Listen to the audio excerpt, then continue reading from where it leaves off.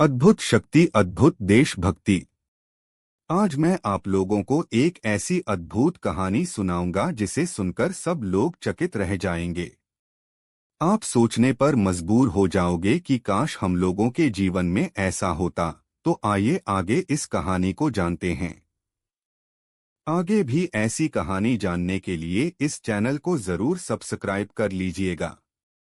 मधु अपने 3 महीने के बेटे को गोद में लेकर उससे बातें कर रही थी। मधु और अंकुर के शादी के 5 साल बाद बेटा हुआ था। वो कभी भी उसे अपने से अलग नहीं करती थी। ये खुशी उन दोनों के लिए इतनी ज्यादा थी कि उन्होंने अपने बेटे का नाम विशाल रख दिया। कुछ दिनों से मधु देख रही थी कि विशाल जागते हुए कुछ देर के लिए अपनी आंखें बंद कर लेता है और फिर जोर जोर से हंसने लगता है। उसकी समझ में कुछ नहीं आ रहा था। फिर वो सोचने लगी कि शायद 3-4 महीने का बच्चा ऐसे ही करता होगा। असल में विशाल को भगवान से एक अद्भुत शक्ति मिली थी कि वो अपनी आंखों से किसी भी दृश्य का वीडियो बना सकता था और बाद में वो खुद भी उसे देख सकता था और किसी और को भी दिखा सकता था।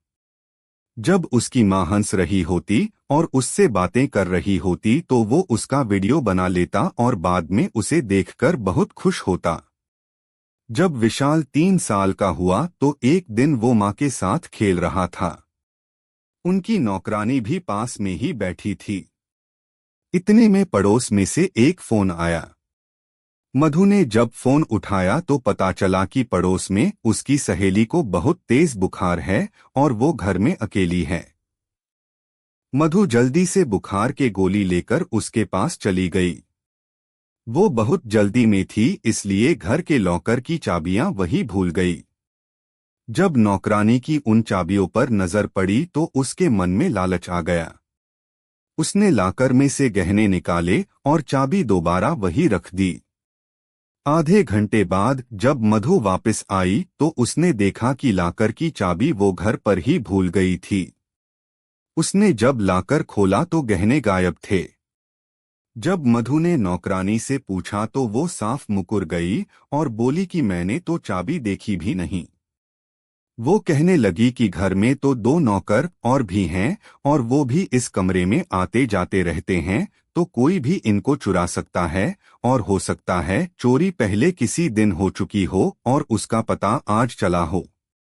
मधु भी बिना किसी सबूत के उसके ऊपर इल्जाम नहीं लगा सकती थी।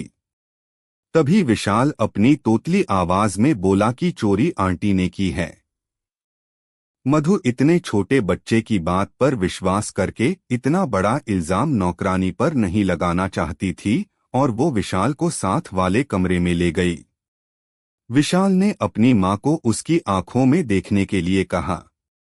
जब मधु ने उसकी आंखों में देखा तो विशाल ने वो रिकॉर्ड किया हुआ दृश्य चला दिया। मधु ये सब देख भौचक्की रह गई। वो काफी डर भी गई थी और पल भर के लिए तो वो बेहोश सी हो गई। होश आने पर उसने वो गहने जहां पर नौकरानी ने छुपाए थे वहां से निकाल लिए और नौकरानी को नौकरी से निकाल दिया। नौकरानी को ये समझ में नहीं आ रहा था कि मधु को गहने छुपाने की जगह कैसे मालूम हुई। विशाल की आंखों में दृश्य कैद करने वाली बात तो वो सपने में भी नहीं सोच सकती थी। उधर मधु को गहने मिलने की खुशी से ज्यादा इस बात का डर ज्यादा सता रहा था कि कहीं ये अद्भुत शक्ति विशाल के लिए शाप न बन जाए और बड़े होकर उसे कोई नुकसान न पहुंचा दे। अगले कुछ साल वो विशाल को ये ही समझाती रही कि अपनी इस शक्ति को न तो वो इस्तेमाल करे और न ही किसी को पता लगने दे। उसने ये बात अपने पति से भी छुपा कर रखी। विशाल अब 10वीं में पढ़ रहा था और अपनी माँ के सिवा अपनी शक्ति का इस्तेमाल किसी के पास नहीं करता था। उसे क्रिकेट का बड़ा शौक था और स्कूल में अपनी टीम का कप्तान था। उनके स्कूल में इंटर स्टेट क्रिकेट चैंपियनशिप हो रही थी। उनका स्कूल ये चैंपियनशिप पहले कभी नहीं जीता था। इस बार उसकी टीम ने बहुत मेहनत की थी और क्योंकि उसका भी स्कूल में ये आखिरी साल था तो वो ये चैंपियनशिप किसी भी हालत में जीतना चाहता था। उनकी टीम एक बड़े स्कोर को चेस कर रही थी। आखिरी ओवर में उन्हें 12 रन बनाने थे। वो खुद और एक और लड़का क्रीज पर थे। पहली 5 बॉल में 6 रन बन चुके थे और आखिरी बॉल में 6 रन और चाहिए थे। लग रहा था जैसे मैच हाथ से निकल गया है। आखिरी बॉल विशाल ही फेस कर रहा था। उसने बॉल को अपनी पूरी शक्ति लगाकर शॉट मारा। बॉल हवा में काफी ऊपर चली गई और ये चौका या छक्का कुछ भी हो सकता था। उसका दिल तेजी से धड़क रहा था।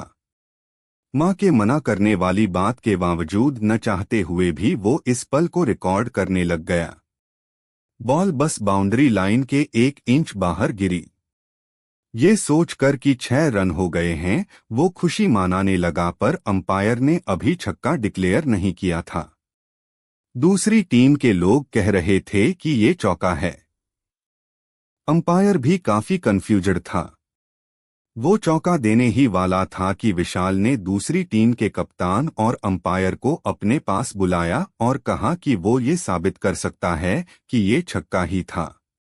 उसने दूसरे कप्तान और अंपायर से ये वादा लेकर कि वो किसी से इस बात का जिक्र नहीं करेंगे, उन्हें अपनी आंखों में देखने के लिए कहा। मैच जीत लेने के बाद उन्होंने खूब जश्न मनाया, पर जब ये बात घर जाकर उसने अपनी मां को बताई तो वो बहुत नाराज हुई। विशाल को फौज में जाने का बहुत शौक था, इसलिए स्कूल के बाद उसने नेशनल डिफेंस अकादमी ज्वाइन कर ली। वो बड़ी लगन से सब सीख रहा था। आखिरी साल में उनके साथ कोर्स करने के लिए श्रुति नाम की एक लड़की आई। श्रुति बहुत सुंदर थी और विशाल को उससे देखते ही प्यार हो गया। श्रुति उसके ही ग्रुप में थी और वो काफी समय साथ रहते थे। दोनों बड़े अच्छे दोस्त भी बन गए थे, पर विशाल प्यार का इजहार नहीं कर पाया था। एक दिन जब वो अकादमी में गया तो उसने देखा श्रुति अकादमी के एक और लड़के अमृत के गले में बाहें डालकर बैठी है। वो समझ गया कि श्रुति उससे नहीं पर अमृत से प्यार करती है। वो सोच रहा था कि शायद वो श्रुति को बताने में थोड़ा लेट हो गया। न चाहते हुए भी उसने वो पल रिकॉर्ड कर लिए।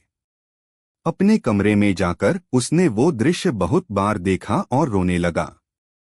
ऐसा पहली बार हुआ था कि वो अपने रिकॉर्ड किए हुए दृश्य को देखकर दुखी हुआ हो।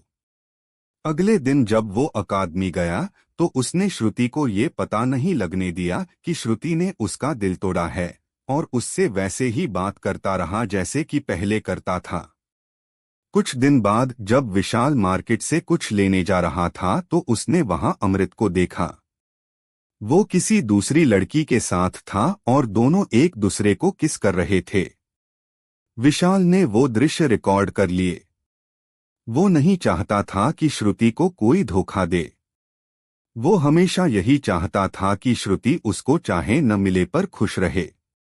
वो काफी झिझक रहा था कि श्रुति को ये बताए कि नहीं, पर फिर कुछ सोचकर वो सीधा श्रुति के पास गया और उसे वो सारा दृश्य दिखा दिया। श्रुति पहले तो रोने लगी, पर विशाल के समझाने पर उसे भी लगा कि वक्त रहते उसे पता चल गया तो ये ठीक ही हुआ।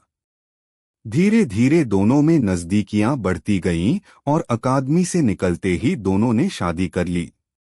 विशाल ने बचपन से लेकर अब तक की उसकी अद्भुत शक्ति की सारी बातें श्रुति को बता दी और उससे किसी और को न बताने का प्रण लिया। विशाल की नौकरी मिनिस्ट्री ऑफ डिफेंस में लग गई और अपनी मेहनत और लगन से वो ऑफिसर पोस्ट पर पहुंच गया। धीरे धीरे डिफेंस मिनिस्टर और प्रधानमंत्री से मिलना भी एक आम बात हो गई। प्राइम मिनिस्टर भी उसे बहुत पसंद करते थे और उस पर काफी विश्वास भी करते थे। उसके ऑफिस में डिफेंस से जुड़े काफी अहम डॉक्यूमेंट रहते थे। एक दिन वो देर रात अपने ऑफिस में काम कर रहा था। वो टॉयलेट जाकर वापस आया तो उसने देखा कि डिफेंस सेक्रेटरी एक अलमारी खोलकर बैठा है और कुछ अहम दस्तावेज चुरा रहा है। उसे शायद ये लग रहा था कि डिपार्टमेंट में कोई नहीं है। विशाल ने चुपके से ये सब रिकॉर्ड कर लिया। जब डिफेंस सेक्रेटरी जाने लगा तो उसकी नजर विशाल पर पड़ गई। खुद फंसता देख उसने खुद ही शोर मचाना शुरू कर दिया और विशाल को भी धमकी देने लगा कि वो इस केस में उसे ही फंसा देगा। विशाल ये सब भी रिकॉर्ड कर रहा था। थोड़ी देर में वहां भीड़ इकट्ठी हो गई और क्योंकि सेक्रेटरी डिफेंस मिनिस्टर के काफी करीब था और विशाल से सीनियर भी था, सभी उसकी बात को ज्यादा मान रहे थे और विशाल की कोई ज्यादा नहीं सुन रहा था। विशाल भी अपनी शक्ति के बारे में सबको बताना नहीं चाहता था, इसलिए वह ज्यादा बोला भी नहीं। इतने में डिफेंस मिनिस्टर भी आ गए और उन्होंने भी सेक्रेटरी की बातों में आकर पुलिस को बुला लिया और विशाल को अरेस्ट करने के लिए कहा। विशाल ने एक रिक्वेस्ट किया कि वो प्रधानमंत्री से एक बार मिलना चाहता है, क्योंकि प्रधानमंत्री उस पर काफी विश्वास करते थे। उन्होंने विशाल को मिलने की इजाजत दे दी। विशाल ने वो सारी रिकॉर्डिंग उन्हें दिखाई तो प्रधानमंत्री को एक बार तो विश्वास नहीं हुआ। सारी बात जानने के बाद उन्होंने सेक्रेटरी को सस्पेंड कर दिया और पुलिस को सौंप दिया तथा विशाल को डिफेंस सेक्रेटरी बना दिया। विशाल ने जब सारी बात अपनी पत्नी श्रुति को बताई तो उसे इस बात पर बड़ा गर्व हुआ कि उसके पति ने देश को एक बड़े षड्यंत्र से बचा लिया है। श्रुति उस वक्त 7 महीने की गर्भवती थी। 2 महीने बाद उनके एक बेटा हुआ। एक दिन जब वो 2 महीने के अपने बेटे विशाल को हंसाने की कोशिश कर रहा था, तब उसके बेटे ने कुछ सेकंड के लिए आंखें बंद की और फिर जोर जोर से हंसने लगा। श्रुति और विशाल ने ऐसे रिएक्ट किया जैसे कि कोई भूत देख लिया हो। दोनों के चेहरे देखने लायक थे।